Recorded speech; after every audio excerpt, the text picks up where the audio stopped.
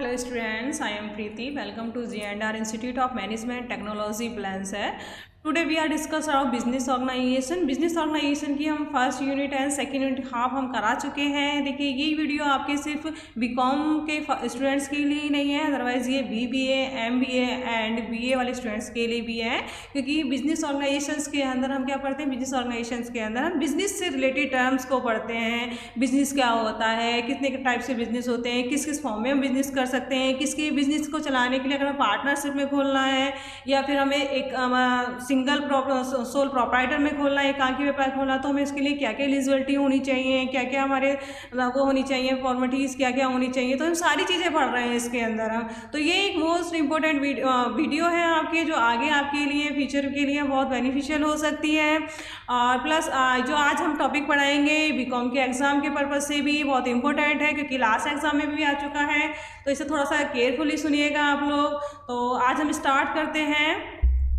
सीमित दायित्व साझेदारी, लिमिटेड लायबिलिटी पार्टनरशिप। देखो क्या होता है सीमित दायित्व साझेदारी का अर्थ एवं परिभाषाएं, meaning and definition of the LLP. LLP means limited liabilities partnership. क्या होता है सीमित दायित्व साझेदारी अधिनियम की धारा 2N के अनुसार क्या होता है, सीमित दायित्व साझेदारी से ऐसी साझेदारी से है जो कि किसी अधिनियम के अधीन निर्मित है, पंजीकृत है। सेकेंड है आपका सीमित दायित्व साझेदारी अधिनियम की धारा 3 के अनुसार सीमित दायित्व साझेदारी एक निगम निकाय है जिसका निर्माण एवं समामेलन इस अधिनियम के अधीन हुआ है तथा यह अपने साझेदार से पृथक अस्तित्व रखने वाली वैधानिक संस्था है। अब देखिएगा आगे हम इसको इंग्लिश में देखेंगे। एज पर section 2N of the limited liabilities partnership act में, limited liabilities partnership means a partnership form on registered under this act.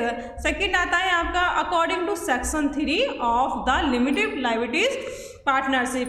Limited liability partnership is a body corporate which has been formed and the incorporated under this act, and it is a separate legal entity from its partners. It means limited liabilities क्या होती है, limited liabilities partnership एक ऐसी partnership होती है जो अभी last 2018 में एक अधिनियम पारित हुआ था।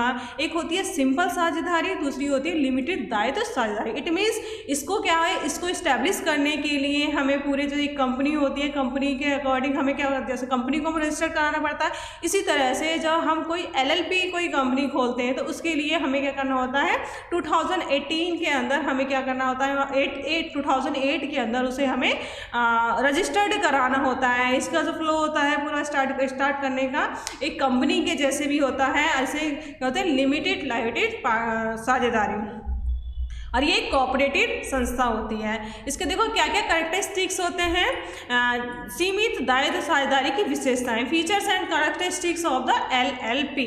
फर्स्ट क्या है, फर्स्ट इसका कैरेक्टरिस्टिक्स है नियमन अधिनियम, रेगुलेटरी एक्ट। ये क्या सीमित दायित्व साझेदारी को क्या होता है, इसे हम ऐसे ही अपने आप में मिसयूज करके, जैसे सिंपल साझेदारी होती है उसमें हम क्या करते हैं, 2 और मोर देन 2 पर्सन मिलकर अपने प्रॉफिट को शेयर करने के लिए हम एक संस्था बना लेते हैं, पार्टनरशिप में आता है। बट सीमित दायित्व साझेदारी के अंदर हम क्या करते हैं, ये एक रेगुलेटिव एक्ट होता है। इट मीन 2008 का में एक एक्ट आपका पारित किया गया था, जिसके सारे जो हमें सारे रूल्स रेगुलेशन के अंदर ही हम कौन सा एक्ट है, 2008 है हमारा।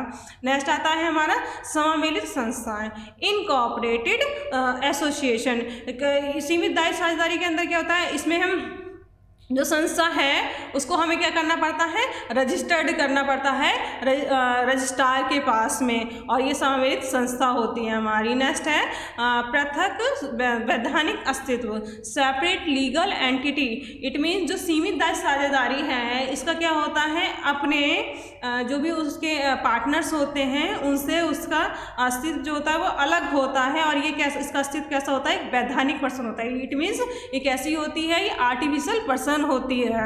इसका मतलब अगर किसी साझेदारी कंपनी, हमारी सीमित दायित्व साझेदारी कंपनी, अगर इसमें हमें लॉस होता है या कुछ होता है तो इसमें जो जॉइंट पर्सन होते हैं उनसे नहीं, इसका एक क्या होता है, अलग ही क्या होता है, पृथक वैधानिक अस्तित्व होता है अपने पर्सन से। नेक्स्ट है अविच्छिन्न अस्तित्व, परसेप्चुअल एक्सिस्टेंस। मतलब क्या होता है इसमें, परसेप्चुअल एक्सिस्टेंस के अंदर क्या आता है कि जो हमारी सीमित दायित्व साझेदारी है इसमें अपने पर्सन से कोई भी पर्सन आ रहा है, जा रहा है, इंश्योरेंस हो रहा है, या फिर किसी की कोई अनसर्टेनली डेथ हो जाती है, तो इससे इसके बिजनेस में कोई फ़र्क नहीं पड़ता है किसी पार्टनर के आने या न जाने से, क्योंकि इसमें क्या होता है, परसेप्चुअल एक्सीडेंस होता है, ये कंटिन्यू चलती रहती है। सेकंड नेक्स्ट आता है साझेदारों की संख्या, नंबर ऑफ द पार्टनरशिप। सीमित दायित्व साझेदारों में क्या होता है, नंबर ऑफ पर्सन मिनिमम 2 होते हैं, मैक्सिमम की कोई लिमिट नहीं होती है। नेक्स्ट है मनोमित साझेदार, डिजाइंड पार्टनर्स। इसमें क्या होता है, इसमें हमारे जो पार्टनर साझेदारी कंपनीज के अंदर जो पार्टनर होते हैं, उस पार्टनर में मिनिमम 2 ऐसे होते हैं जो कि मनोनीत किए जाते हैं। इट मीन्स उसमें से वो भारत का रेसिडेंट हो, बाहर का नहीं हो, और कोई विदेशी संस्था का नहीं हो, और दूसरा है इसको एक नंबर दिया जाता है DPIN, इसे बोलते हैं डिजाइनेड पार्टनर आइडेंटिफिकेशन नंबर दिया जाता है। नेक्स्ट है अंशदान पूंजी, कैपिटल कॉन्ट्रीब्यूशंस। कैपिटल कॉन्ट्रीब्यूशंस मतलब इसमें क्या होता है, कैपिटल कॉन्ट्रीब्यूशंस के अंदर इसमें जितने भी वो होते हैं, हमारे साझेदार होते हैं, सभी साझेदारों का क्या होता है, अपने अपने अनुरूप क्या करते हैं, इसमें कॉन्ट्री करते हैं कैपिटल की, जैसे कि हम सिंपल साझेदारी के अंदर करते थे। नेक्स्ट है हमारा लाभ उद्देश्य से व्यवसाय, business for the profit purpose. सीमित दायित्व साझेदारी के अंदर क्या मतलब जो भी अदर बिजनेस का भी रहता है, इसका मेन पर्पस क्या रहता है, प्रॉफिट, अर्निंग प्रॉफिट। नेक्स्ट है सीमित दायित्व, लिमिटेड लायबिलिटीज। सीमित दायित्व का मतलब है कि जो हमारा पार्टनर ये LLP है, LLP के अंदर क्या होता है, जो इसके सदस्य होते हैं, सदस्यों का LLP से अपना जो दायित्व होता है वो सीमित होता है। अगर पार्टनरशिप फर्म में आपको कोई लॉस होता है या कुछ होता है, तो उस लॉस के लिए सिर्फ वो जो हमारी फर्म है वो वहीं तक लिमिट होगी, जो उसके सदस्य हैं, सदस्यों के पर्सनल लायबिलिटीज से कोई मतलब नहीं होता था। इसका कैसा होता है, लिमिटेड लायबिलिटीज होती है। अनुबंध द्वारा साझेदार पार्टनर बाय द एग्रीमेंट, इसमें जितने भी हमारे पार्टनर्स होंगे, साझेदार होंगे, उनका क्या होगा, एक कॉन्ट्रैक्ट के थ्रू उसमें इन्वॉल्व किए जाएंगे। लेखांकन एंड अंकेक्षण, ऑडिटिंग, अकाउंट एंड ऑडिटिंग। इसमें क्या होता है, अकाउंटिंग ऑडिटिंग जो होती है वो ऑडिटिंग हमारी अनिवार्य होती है। इसके अंदर मतलब जो हमने फर्म खोला है उस फर्म में हमें ऑडिटिंग करानी, ईयरली ऑडिटिंग करानी, और उसके अकाउंट रखने कंपलसरी होते हैं। नेक्स्ट है वार्षिक विवरण, एनुअल रिटर्न्स। इसमें क्या होता है, इसके अंदर हमें क्या करना होता है, वार्षिक विवरण के अंदर 30 दिन के अंदर हमें 30 दिन के अंदर ही अंदर रजिस्ट्रार को क्या करना होता है, रजिस्ट्रार को अपनी रिपोर्ट देनी होती है।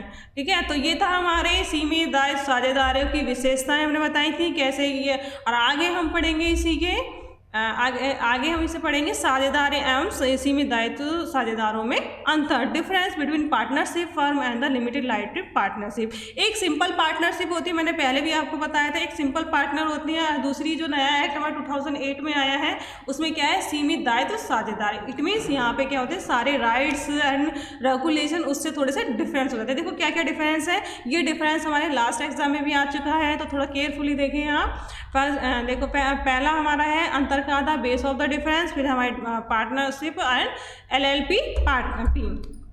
इसमें मीनिंग देखो, पार्टनरशिप क्या होता है, जहाँ दो या दो से अधिक व्यक्ति व्यवसाय को चलाने के लिए एक ही बात पर जो सहमत होते हैं वो क्या कहलाते हैं, भाई पार्टनरशिप कहलाते हैं। बट LLP में क्या होता है, लिमिटेड लायबिलिटी पार्टनरशिप में क्या होता है, तो एक ही प्रकार का व्यवसाय है जिसमें साझेदारी तथा निर्गमित निकाय के दोनों ही विशेषताएं पाई जाती है। इट मीन साझेदारी की भी और एक कॉर्पोरेट की भी, दोनों ही फीचर्स उसमें पाए जाते हैं। ये कॉर्पोरेट बॉडी होती है, वो हमारा क्या कहलाता है, लिमिटेड लायबिलिटी पार्टनरशिप। नेक्स्ट है दायित्व, जो हमारा पार्टनर सिंपल पार्टनरशिप होता है उसकी जो लायबिलिटीज कैसी होती है, वो असीमित होती है, अनलायबिलिटी मतलब अनलायबिलिटीज होती है उसकी। और इसका कैसा होता है, सीमित लायबिलिटी होती है। मतलब इसमें सीमित लायबिलिटी मतलब होता है कि लिमिटेड लायबिलिटी होती है, इसकी अनलिमिटेड लायबिलिटी होती है।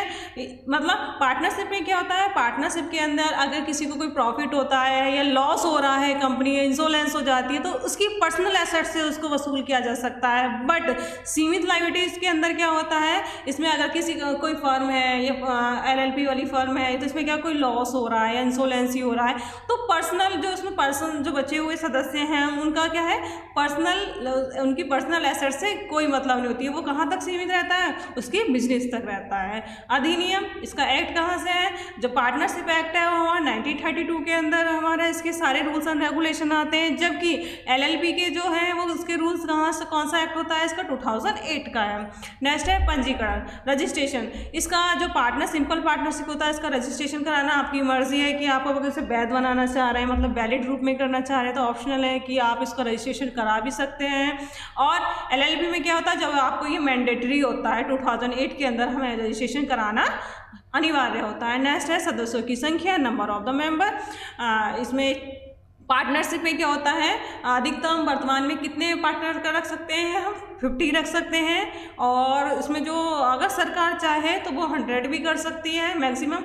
बट इसमें क्या है, इसमें जो हमारी LLP है, LLP के अंदर सदस्यों की संख्या का कोई लिमिट नहीं है, जितने चाहे वो अपने सदस्य इंक्रीज एंड डिक्रीज कर सकते हैं। तो आज के लिए इतना ही, आगे मिलते हैं नेक्स्ट वीडियो के साथ में। तो लाइक एंड सब्सक्राइब करते रहें। Thank you.